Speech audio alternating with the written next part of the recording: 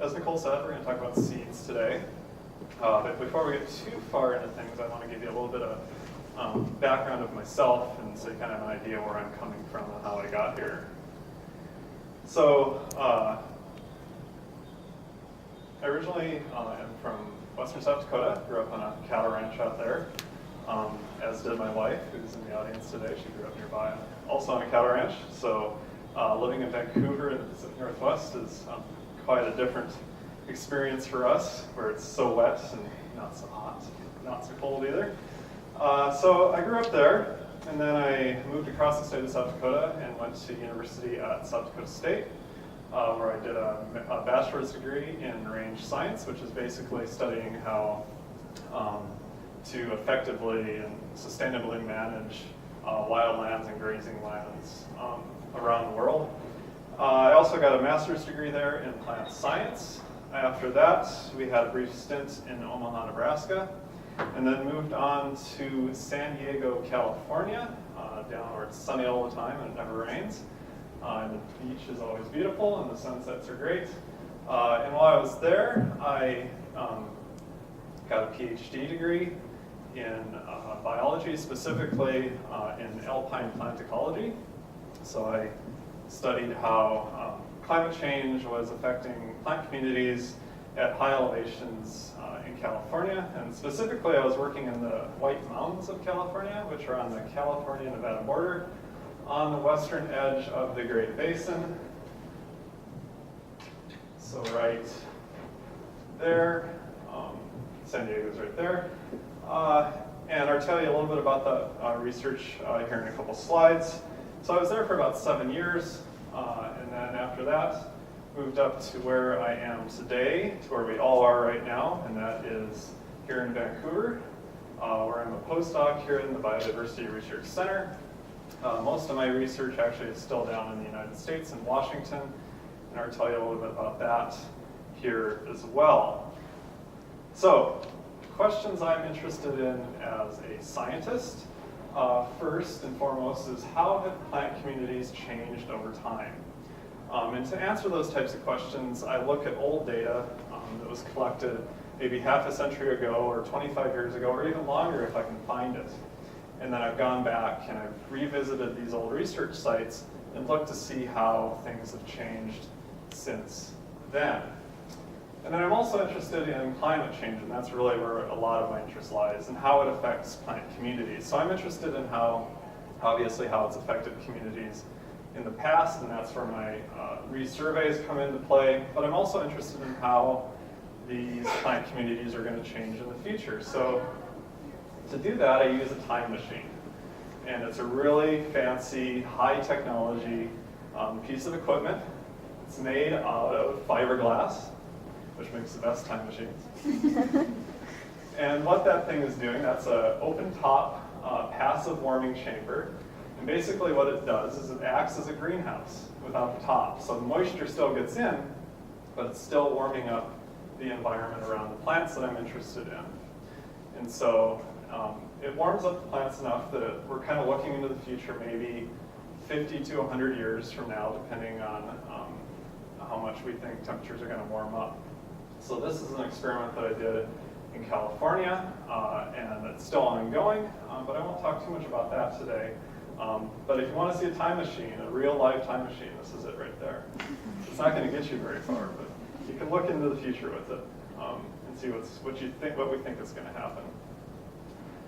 Okay, so like I said, a lot of the research I've done up to date has been in the White Mountains in California. It's a mountain range that a lot of people have not heard of, and if they've heard of the White Mountains, they probably think, oh, New Hampshire, or maybe the White Mountains that are in Arizona. Well, this is the White Mountains that are in California. And this is White Mountain Peak right here. It's the third highest peak in the state of California. It's at an elevation of about 4,200 meters at the top. And so when I started out, I was interested in how things had changed in this mountain range. And we had a really great data set from about 50 years ago that we could revisit and see and we were interested to see if things had changed since then. So I did a resurvey, and what I found is that a plant called Artemisia rothrockii, which is basically, it's a sagebrush plant, so it's a low-growing shrub It's a species that back in 1961, when the original data was collected, wasn't found above 3,500 meters of elevation. So we have 0 here, but we have a pretty good population there. And what I found when I went and revisited all these sites from 50 years ago, back in 2010, was that there was a really big population at 3,650 meters. So that showed that that species had actually moved upwards in elevation. So I got a question for everybody. If that plant is found higher than it was before, so just for reference, there was plants that were found way down here. This is, that's at about 3,500 meters. And this is around 3,700 meters, a little bit lower right there. How did those plants get from way down here to way up here on the side of White Mountain Peak? Does anybody have any guesses? How did the sagebrush move up the hill? Yeah. Wind? The wind moved the seeds? Oh, that's really good. You've studied this stuff before. That's right. So she said that wind moved those seeds up that hill. And that probably those seeds would have moved up the hill, right? And then what would they have done? They would have grown. That's right. And that's what happened. So sagebrush has really, really fluffy seeds. And I've got kind of an example here of what they kind of look like. I'll put a few on the dock cam here. These aren't sagebrush, but they're close enough for today.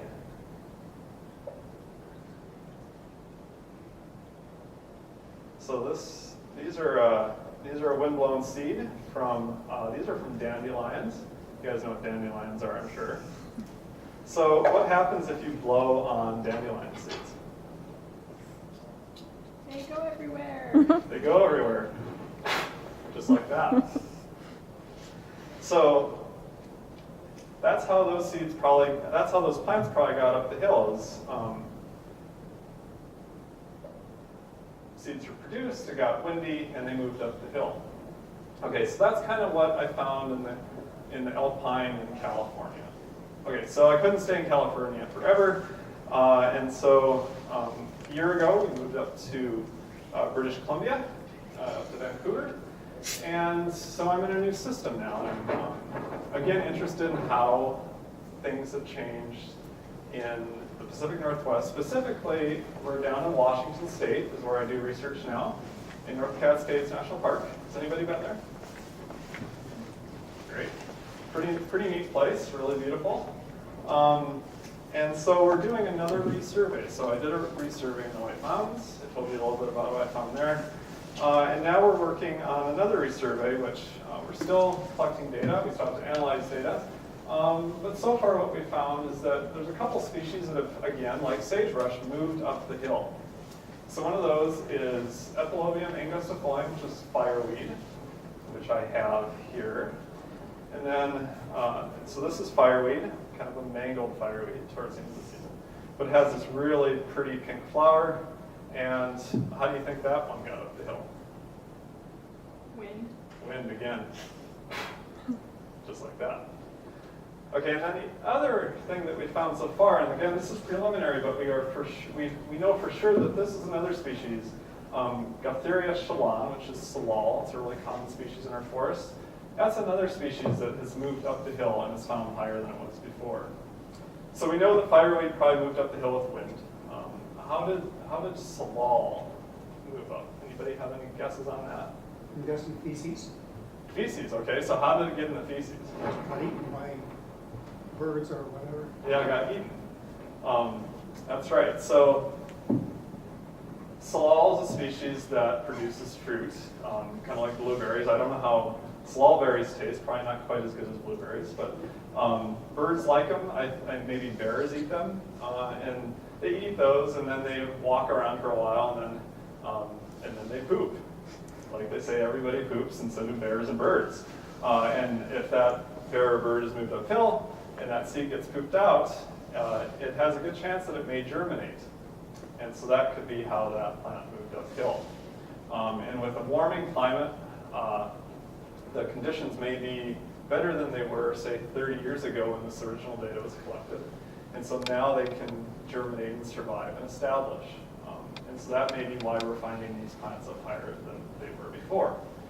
So, any questions so far?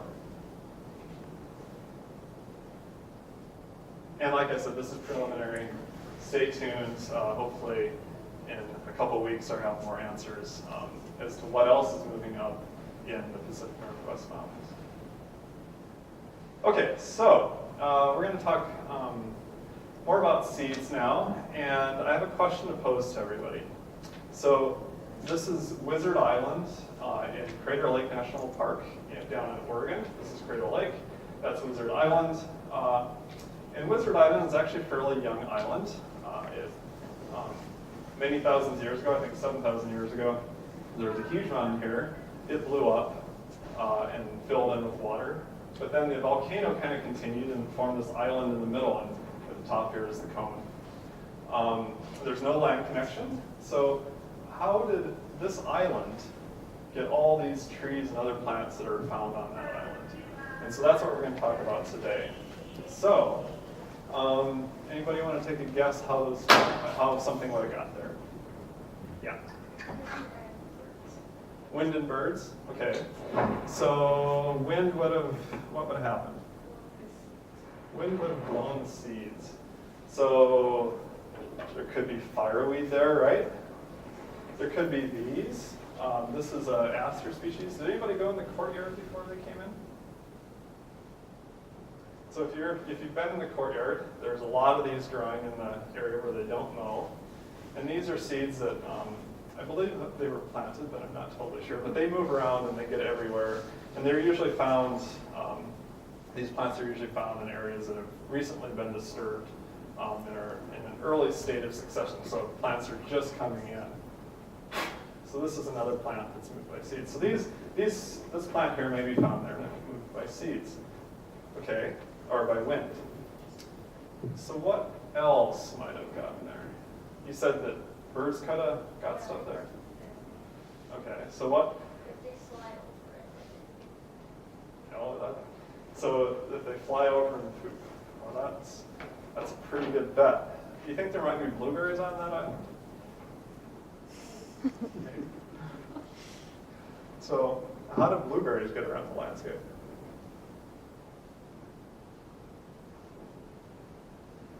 How would blueberries move there? Were they eaten? Do blueberries have seeds in them? So why? Boy, these are really good. I think I'm breaking the rule about eating here.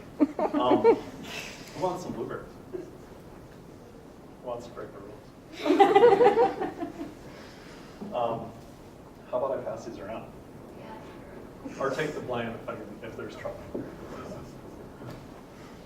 So there's seeds in those blueberries, right? Okay. And so, like you said, a bird may have eaten the seeds and flew over the island or landed on the island and pooped them out. Okay, so that's two things: wind and animals.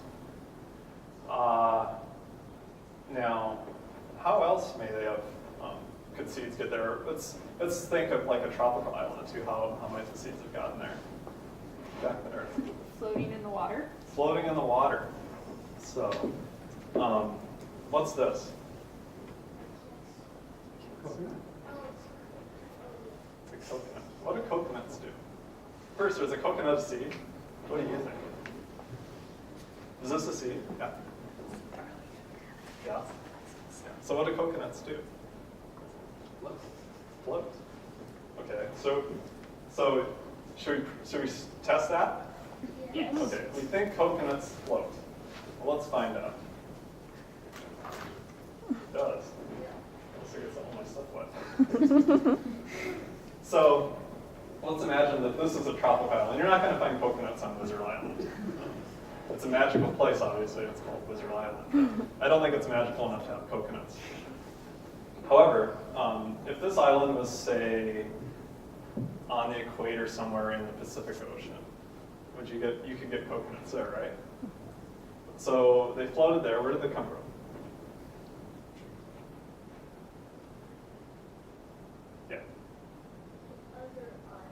The other islands, yeah. So there's islands all over the equatorial Pacific, especially when you get to the western Pacific. And if a coconut's growing on the shore and the seed drops off and it falls in the water, it could float to a new place.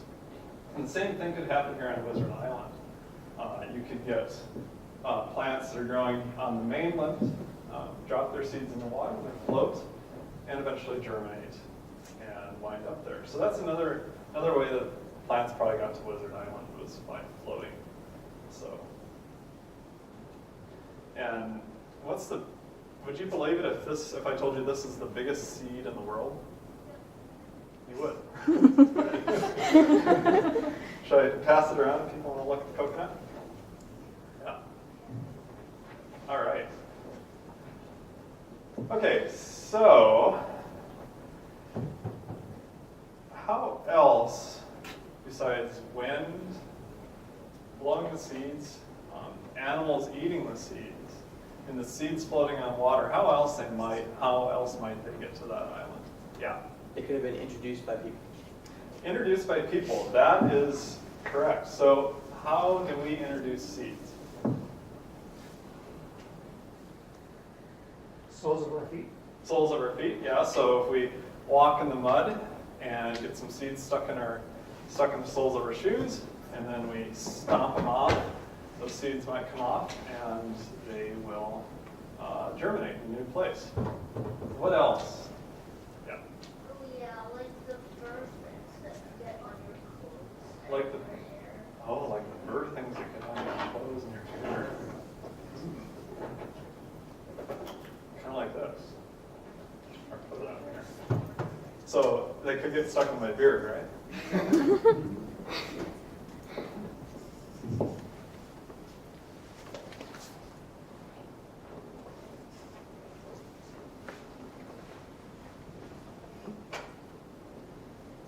All right, so this seed here is from a wild licorice plant. And this is actually something that I think grows in British Columbia, but not around here. It's found in drier places. These seeds actually came from South Dakota.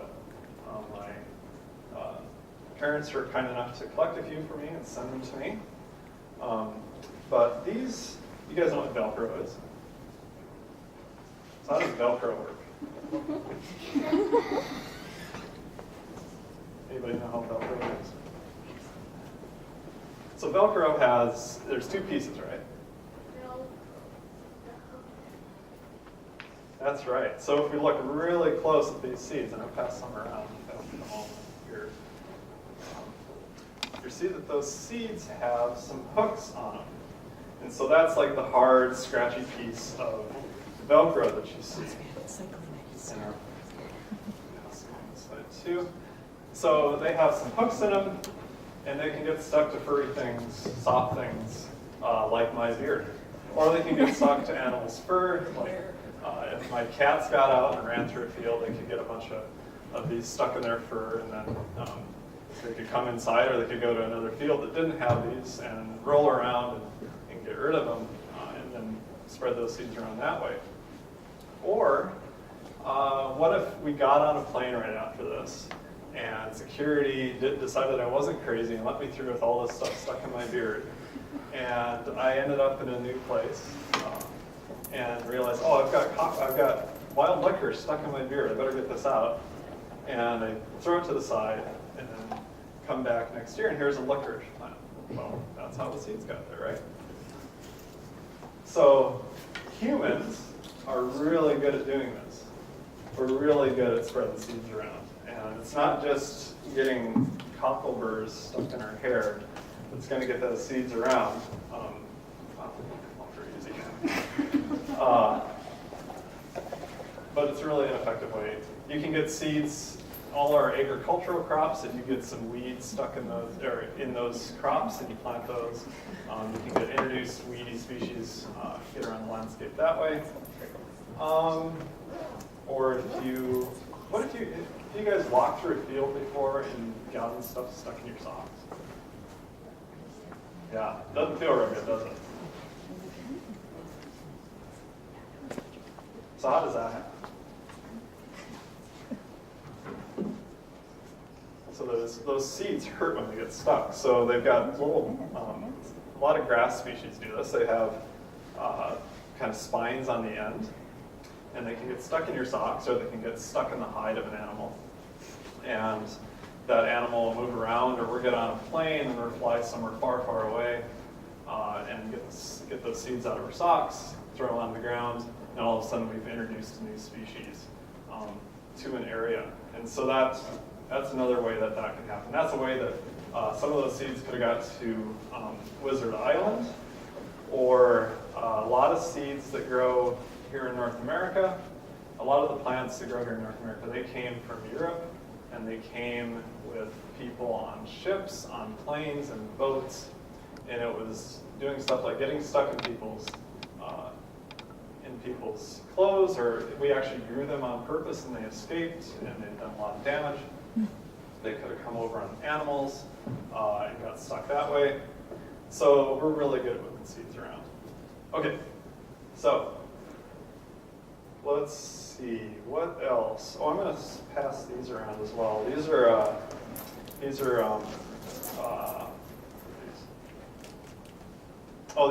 needle and thread.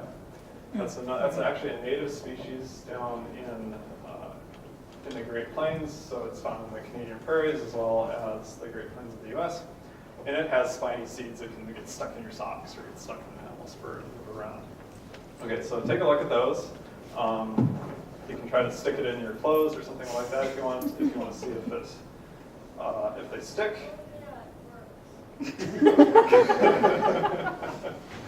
Good. All right, so we've determined that, okay, wind is a good disperser of seeds. Eating those seeds, eating certain seeds, eating blueberries, that's a good way to disperse those seeds. What else have we talked about? People getting stuff stuck in fur or in their beards, seeds getting stuck in animals' fur, planting seeds on purpose and then they get away.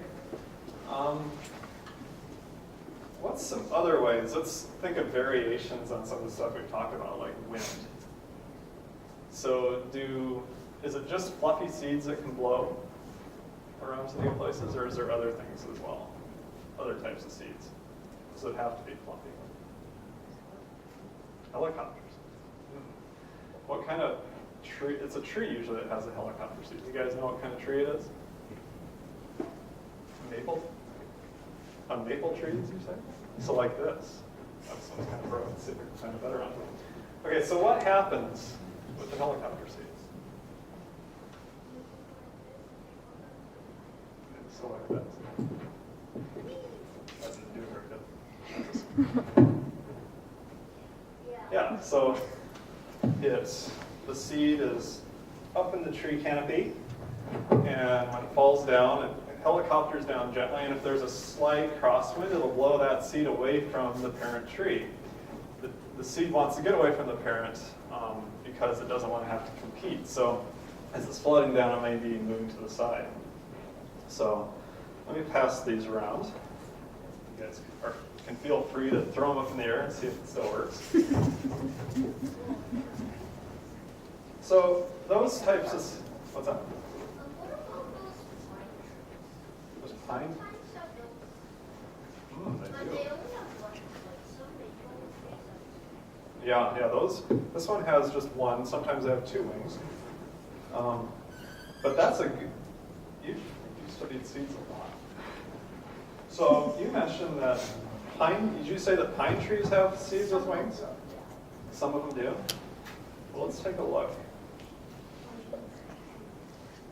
Okay, so everybody knows what this is. Pine cone. So is this one seed or is it many? There's many. Where are the seeds in here? In the little things, and then they open up and they come out. Okay. And so you're saying that these have winged seeds. Well, let's see here. It does. So this is a bristlecone pine cone. It grows in California and Nevada in the Great Basin. It's the oldest living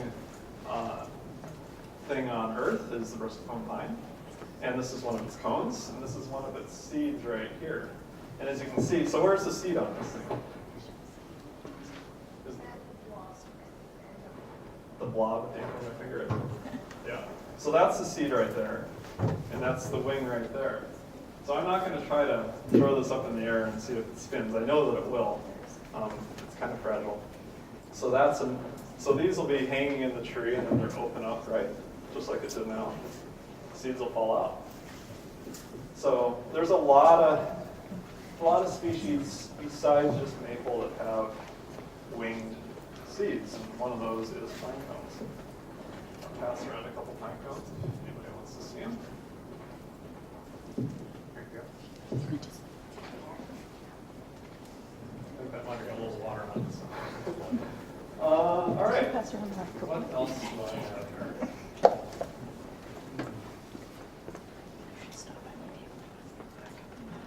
So, who likes to eat sunflowers? You do. More food and breaking a lot of things. Okay, so how do sunflowers get spread around? Did people do it? Do animals do it? So what happens, so when you eat a sunflower seed, you have to crack off the shell, right? Yeah. And then you eat the seed inside. So what happens to that seed when you eat it? Is it going to survive in your digestive tract? It's not even going to survive to your throat because you're going to chew on it. So it's probably not going to be spread by eating and pooping out, right? Okay, so how else might that seed get spread around? So we like to eat it, right? And birds like to eat sunflowers, and mice like to eat sunflowers. But are sunflowers always available to those animals? No. So in the middle of the winter, a mouse might be living under the snow, and there's nothing to eat above the snow. It's all gone dormant. All the seeds are gone. They fell off. So what is that mouse going to do to keep its sunflower seeds for the winter? Yeah. That's right. So what a mouse is going to do, and a lot of other animals like chipmunks and squirrels, is they are going to collect those seeds in the summer and store them. Now, so what's going to happen if, so this is acorns, and this is a woodpecker that has cached, so storing those seeds is called seed caching. And this woodpecker stores some acorns in the bark of a tree. Now what happens with the sunflowers or even the acorns if that bird or that mouse or whatever animal collected them and cached them forgets where the seeds were? So we've all put something somewhere and then we forgot where it was and just kind of never found it again. What happens if we forget where we put our seeds? Yeah. They grow, but some birds can remember like 10,000 seeds. Yeah, most of the seeds are going to be remembered, but some are going to get forgot, right? Especially by squirrels, they usually bury them and then find them at random. Just lots of birds. Yeah, they probably steal from each other. But sometimes they forget, or they hide them so well that others can't find them, and then they can't even find them. And if you forget them, and if that animal forgets them, then those seeds, what's going to happen? They're going to grow. That's right. So that's another way that those seeds can get around to new places, is by caching. And then if the animal forgets where the seeds went, or maybe something ate that squirrel, and the squirrel died, well, nobody knows where those seeds are. And so those seeds are going to be left alone and given enough time in the moisture. And then in the spring, they're going to get wet and they're going to sprout and they're going to grow. And so that's another way those seeds are going to spread. So there's a lot of species like the acorn or sunflower that's how they would be naturally spread. So here's some more sunflowers.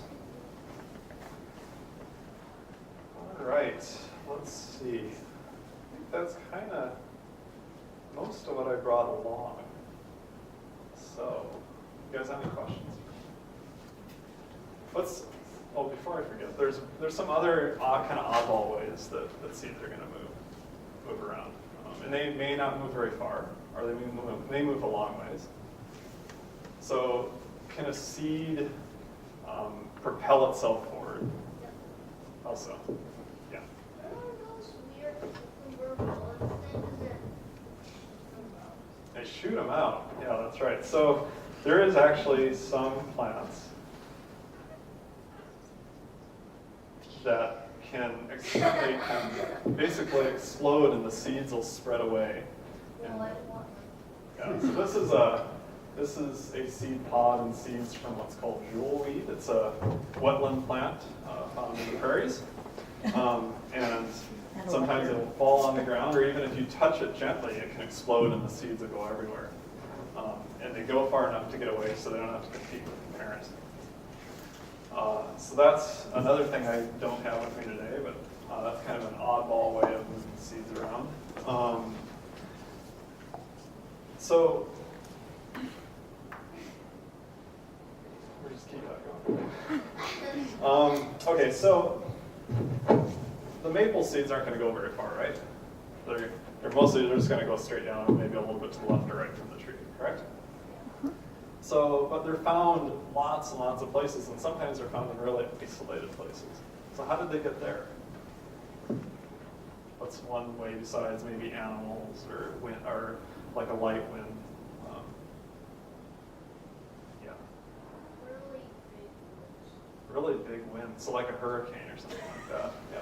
So a lot of seeds will get to islands, especially tropical islands, by being picked up in huge storms like hurricanes, and they'll be deposited on other islands. And so if a big hurricane came through here, which isn't going to happen, but if last weekend when we had a lot of wind, if this seed had fallen out, it could have been picked up and maybe lofted in the atmosphere and moved for hundreds or maybe even thousands of miles, depending on how high in the atmosphere it gets picked up, and it could be deposited somewhere else. So kind of really extreme weather events can be good seed dispersers as well.